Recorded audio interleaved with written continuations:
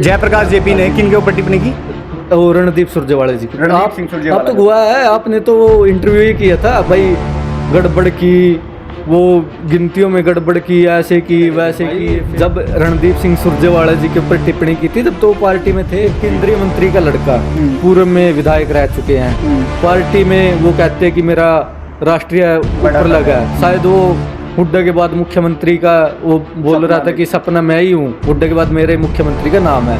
उसका लड़के एक छोटा सा इलेक्शन हार गया, अजय चौटाला ने ईंट दी थी, वो भी चांदी की, वो नकली ईंट दी थी, उस पर क्या कुछ कहना है? क्योंकि वो तो साफ तौर पर मीडिया में भी आया था और वो नकली पुष्टि हो चुकी थी। उस पर तो जयप्रकाश जेपी सच बोलते हुए नजर आ रहे हैं, यानी सीधे तौर पर आरोप आप लगा रहे हैं कि विपक्ष ने वो ईंट को बदला है। तो ईंट बदली गई है? नहीं बदली गई है, लेकिन जो ईंट थी वो चांदी की थी, विपक्ष ने बदली है।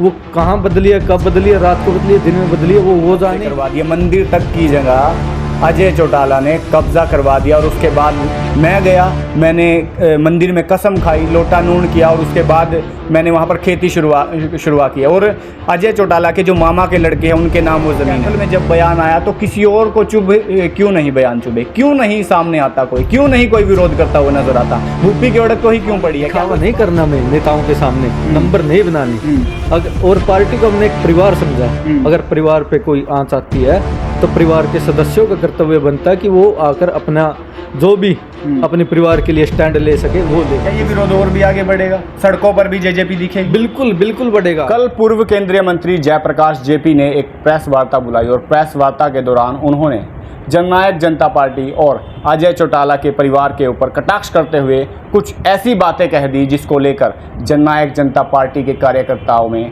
आक्रोश है।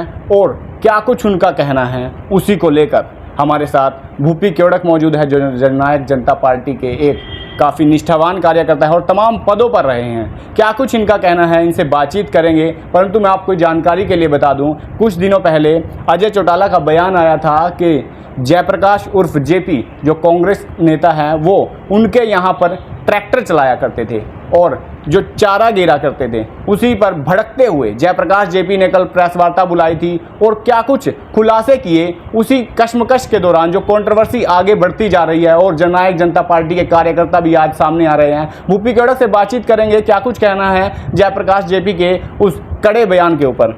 भूपी जी बहुत बहुत स्वागत है आपका। धन्यवाद। सबसे पहले तो आप सभी भाइयों को नमस्कार, और आपके चैनल के माध्यम से जितने भी दर्शक मुझे सुन रहे हैं उन सब का भी हार्दिक धन्यवाद और स्वागत है जी। देखिए, कल हमारे पूर्व में रहे केंद्रीय मंत्री जयप्रकाश जी ने एक प्रेस कॉन्फ्रेंस की थी जी। मैंने सुबह वो देखी तो मैं भी अचंभित रहा कि ऐसे एक पद पर रह चुके एक वरिष्ठ नेता को ये जो वर्ड उन्हें सीरी का प्रयोग किया, जो भी प्रयोग किया उसने, जो भी वर्डिंग उसकी थी अनपार्लियामेंट्री, वो शोभा नहीं देती जी। वो तो हमारी आज 26 साल की उम्र है, हमें भी पता है कि हमें राजनीतिक और पारिवारिक जी। राजनीतिक में आप विरोध कर सकते हो, आप किसी भी चीज़ का तर्क वितर्क कर सकते हो, लेकिन अगर राजनीति को लेकर एक पारिवारिक संबंधों पे सवाल उठाएं तो वो नाजायज़ है जी। तो जयप्रकाश जी ने एक बात की थी कि आदरणीय दुष्यंत जी जब हिसार से एमपी का इलेक्शन लड़े थे तो मेरे पास अजय चौटाला जी मदद मांगने आए थे। मैंने साथ दिया था तब वो एमपी का चुनाव जीते थे। नहीं उसकी एक वो भी थी, एक एक्टिंग की थी उसने, भाई ऐसे करके, हम एक्टिंग तो हमको आती नहीं, वो तो एक्टर एक है, तो उसने कहा था कि हमसे मदद मांगी थी जी। लेकिन एक बात आपको बता दूं, और उसने एक शब्द भी कहे थे कि मेरे बिना वो शायद जीत भी नहीं सके थे।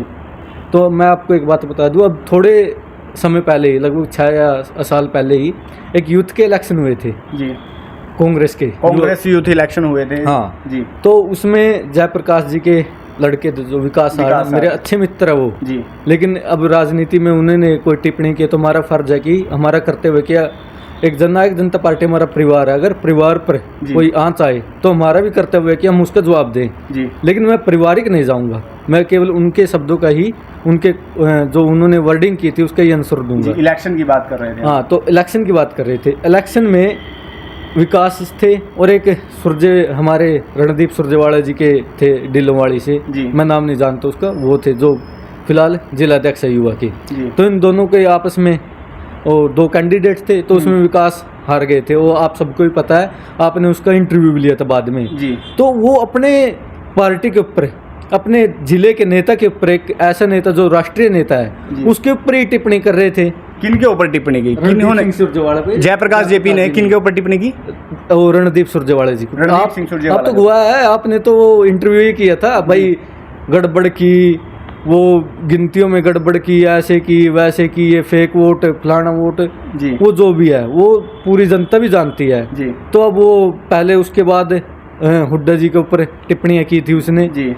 तो उसका कोई स्टैंड तो नहीं तो पार्टी में नहीं थे ना, अब तो पार्टी में आ चुके हैं। उसमें निर्दलीय लड़े थे भाई, जब रणदीप सिंह सुरजेवाला जी के ऊपर टिप्पणी की थी तब तो वो पार्टी में थे जी।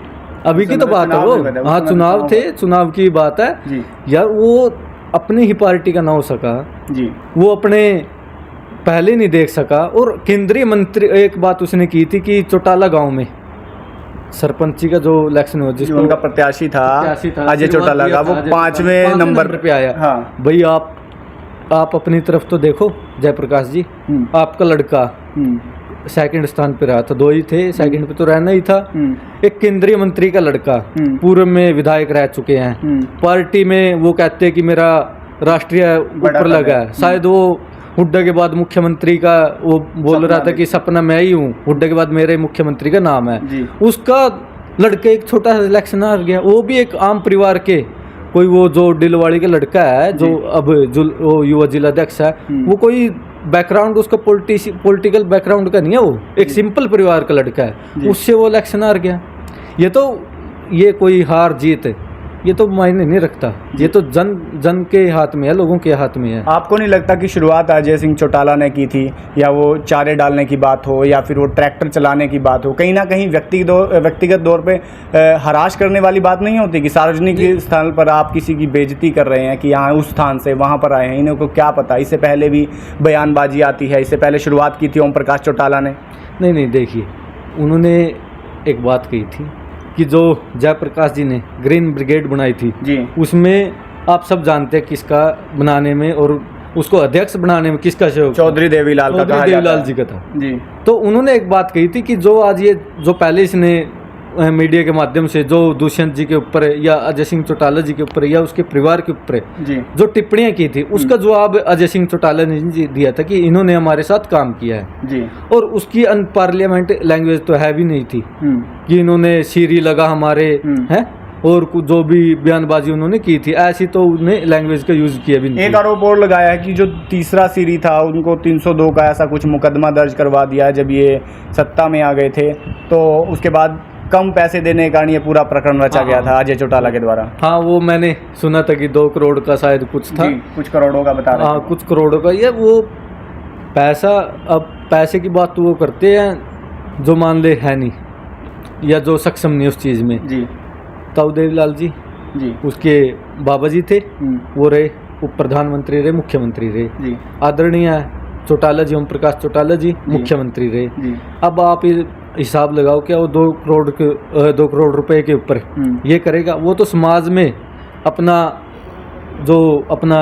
परिवार है जी, आदरणीय नैना चौटाला जी, दुष्यंत चौटाला जी, दिग्विजय चौटाला जी, अजय चौटाला जी, चारों के चार सक्षम है और समाज की भलाई के लिए अपने घर से पता नहीं कितने करोड़ों का रुपए महीने में खर्च करते हैं जी। और ये खाने की बात तो बहुत दूर की बात है जी। कब्जों को लेकर भी उन्होंने बात की है कि कई गाँवों में कब्जे करवा दिए, मंदिर तक की जगह अजय चौटाला ने कब्जा करवा दिया और उसके बाद मैं गया, मैंने मंदिर में कसम खाई, लोटा नून किया और उसके बाद मैंने वहाँ पर खेती शुरुआ किया। और अजय चौटाला के जो मामा के लड़के हैं उनके नाम वो ज़मीन है। देखिए, जिस पार्टी में आज जयप्रकाश जी हैं उस पार्टी का तो इतिहास रहा जब आदरणीय भूपेंद्र सिंह हुड्डा जी सीएम थे जी। जयप्रकाश तो उसी के नीचे ही काम कर रहा है, ये तो आप सबको पता है, मुझे भी पता है, जनता को भी पता है, उन्हीं के नेतृत्व में काम कर रहा है जी। और वाड्रा ने जो घोटाले किए वो किसके राज में किए, किसके साथ किए और कौन कौन लोग उसके साथ थे, वो आपको भी पता है, मुझे भी पता है और जनता को भी पता है। तो वो एक होता है ना जो खुद ही इन किसी चीज़ में लिप्त होता है, वो दूसरे पे वही आरोप लगाता है। चलिए, आप आरोपों के ऊपर बोल रहे हैं और उनका जवाब भी देते हुए नज़र आ रहे हैं, पर एक मीठा सा सवाल मैं आपसे करता हूं। अभी एक जाट धर्मशाला का निर्माण शुरू हुआ था, उसमें अजय चौटाला ने ईंट दी थी, वो भी चांदी की, वो नकली ईंट दी थी, उस पर क्या कुछ कहना है? क्योंकि वो तो साफ तौर पर मीडिया में भी आया था और वो नकली पुष्टि हो चुकी थी, उस पर तो जयप्रकाश जेपी सच बोलते हुए नजर आ रहे हैं। इसका क्या जवाब रहेगा? राजस्थान की वो बात है जी, जो हुई है, वहाँ जो चौटाला जी गए थे, उन्होंने चांदी की ईंट रखी थी नीम के तौर पर। पहली बात तो वो जो ईंट रखी थी वो कभी भी नीम जो रखते हैं वो उखाड़ी नहीं जाती।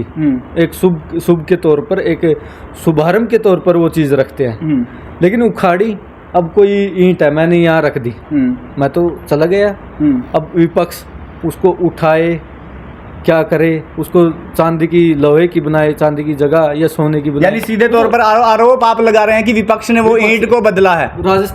राजस्थान के अंदर जो अब की बार सरकार है जी कांग्रेस की, आदरणीय गहलोत साहब की जी, वो तो आप देखना उनको एक डर है। आप चांदी की ईंट की बात कीजिए, आपने विपक्ष की बात की है।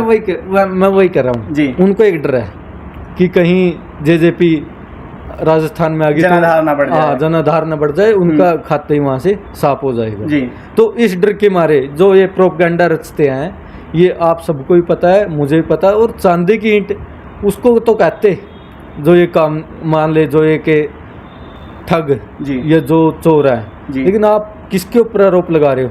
वो भी चांदी की ईंट के यार, चांदी की ईंट तो किसी ने खुदाई की, वो धरती प्रेस तो ईंट बदली गई है? नहीं बदली गई है, लेकिन जो ईंट थी वो चांदी की थी, विपक्ष ने बदली है। वो कहाँ बदली है, कब बदली है, रात को बदली है, दिन में बदली है, वो जाने या भगवान जाने। 1950 की बात उन्होंने की, उस समय के मंत्री हुआ करते थे वल्लभ भाई पटेल जी, जी जी, उनके सामने एक सवाल रखा गया था 1950 के। वो बोल रहे हैं कि हमारे पास तथ्य मौजूद है और इनके परिवार के बारे में ऐसे कुछ बातचीत हुई थी, और दुष्यंत चौटाला वो बयान निकलवा के दिखा दे 1950 का। उन्होंने कहा था कि राजस्थान से ये आते हैं, इनका मुझे सब पता है, राजस्थान से इनको जोड़ा जाता है। तो परिवार के बारे में बातचीत की कि उन्होंने मेरे परिवार के बारे में उठाया है, तो आप परिवार के बराबर एक बार कंपैरिजन कर ले, तो ये तो राजस्थान से आए थे। इस प्रकार की भाषा का उन्होंने प्रयोग किया। अब उसकी भाषा शैली भी तो मैं पहले भी कह चुका हूँ जी।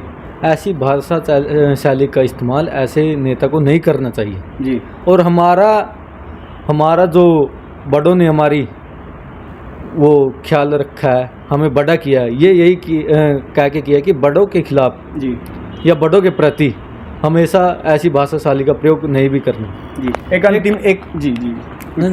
एक अंतिम सवाल भूपी केवड़क जी, तमाम पार्टियां या फिर कई बार तो आपने उचाना से देखा, अगर उचाना की बात ना करें तो तमाम जो राजनीतिक दल या बीजेपी की बात करें, कांग्रेस की बात करें या इनेलो की भी बात करें, अभय सिंह चौटाला की, तमाम बयान आते हैं जजपा के ऊपर। कैथल की अगर बात करें तो कैथल में जब बयान आया तो किसी और को क्यों नहीं बयान चुभे, क्यों नहीं सामने आता कोई, क्यों नहीं कोई विरोध करता हुआ नजर आता? भूपी केवड़क को ही क्यों पड़ी है? क्या कोई स्वार्थ है भूपी केवड़क को? देखिए, मैं पार्टी में, आप स्टेट की पार्टी को छोड़िए जी, डिस्ट्रिक्ट की पार्टी में एक छोटा सा कार्य करता हूँ जी। जब भी कोई फंक्शन होता है तो मैं फर्स्ट स्टेज पे नहीं बैठता नेताओं के साथ, मैं बैठ भी सकता हूँ जी, सबसे पीछे बैठता हूँ, और स्टेज पे भी अगर बैठता हूँ तो सबसे पीछे बैठता हूँ। यानी पार्टी के लिए दरी बिछाने का काम भूपी केवड़क करते हैं? दरी बिछाने का काम हम कर रहे हैं जी। लेकिन जब पार्टी को मैंने पहले भी कहा है कि हमारा दिखावा नहीं करना, में नेताओं के सामने नंबर नहीं बनाने, और पार्टी को हमने एक परिवार समझा है। अगर परिवार पे कोई आंच आती है तो परिवार के सदस्यों का कर्तव्य बनता है कि वो आकर अपना जो भी अपने परिवार के लिए स्टैंड ले सके वो ले। इसलिए मैं आया। रही बात पार्टी के अन्य कार्यकर्ताओं की या पदाधिकारियों की या बड़े नेताओं की जो कैथल डिस्ट्रिक्ट के, वो उनकी मानसिकता है, वो उनकी सोच है, शायद आज नहीं कल को बयानबाजी करें। दूसरे पदाधिकारी क्यों चुप है? वो मैं बता रहा हूँ, वो उनकी सोच है, शायद कल को बयानबाजी करें या आपके बयान को देखकर, हाँ हमारे बयान को देखकर, या इससे पहले तो कभी कोई बयानबाजी नहीं आई या कोई रिप्लाई नहीं आया जननायक जनता पार्टी के पदाधिकारियों तमाम कार्यकर्ताओं का। देखिए, शायद मैं बोल तो रहा हूँ, वो उनकी मानसिकता है। मेरा कर्तव्य है मैं अपना स्टैंड लूं अपने परिवार के प्रति, अपने पार्टी के प्रति। मैं अपना कर्म कर रहा हूं, वो अपना कर्म करेंगे जी। इसमें कोई ऐसी है नहीं, मतलब जो होती है बात। और रही बात, मैं तो हमारे पार्टी के सभी वरिष्ठ पदाधिकारियों को और सभी कार्यकर्ता साथियों को भी निवेदन करूंगा कि जब भी डिस्ट्रिक्ट में, स्टेट में कोई पार्टी के प्रति या पार्टी के नेताओं के प्रति या पार्टी कार्यकर्ताओं के प्रति कोई ऐसी बयानबाजी आती है तो उसके खिलाफ हमें विरोध करना चाहिए, अपने लेवल पर विरोध करना चाहिए। ज़रूरी नहीं कि मैं मीडिया में। क्या ये विरोध और भी आगे बढ़ेगा, सड़कों पर भी जेजेपी दिखेगी? बिल्कुल बिल्कुल बढ़ेगा। मैं तो आज शाम को एक पार्टी के पदाधिकारियों के साथ वार्तालाप भी करूंगा कि इसके खिलाफ ग्राउंड पर भी हमें कोई ना कोई एक्शन लेना चाहिए जी, क्योंकि अगर हम एक्शन ना लेंगे तो लोगों को लगे कि ये पार्टी कमज़ोर है जी, और कमज़ोर तो आदमी को भी नीचे गिरा देती है जी। और आपके साथ तो लोगों ने आपको एक पार्टी को सरकार में हिस्सेदारी का देने का काम किया है जी, तो हमारा कर्तव्य बनता है कि हम पार्टी का साथ दें, लोगों के साथ दें जी। तो भूपी केवड़क ने एक साफ तौर पर आप अंदाज़ा लगा सकते हैं कि मोर्चा खोल दिया है कि अगर कोई भविष्य में भी जननायक जनता पार्टी के ऊपर कोई कटाक्ष करेगा तो वो बढ़ चढ़कर उनका विरोध करेंगे, चाहे और कोई लोग उनके साथ हो ना हो। परंतु आज उन्होंने साफ कर दिया कि वो वार्तालाप भी करेंगे और यह लड़ाई आगे बढ़ सकती है। तो आपका क्या कुछ कहना है इस पूरे प्रकरण पर? कमेंट बॉक्स में राय जरूर दीजिएगा और इस वीडियो को ज़्यादा से ज़्यादा शेयर जरूर कर दीजिएगा।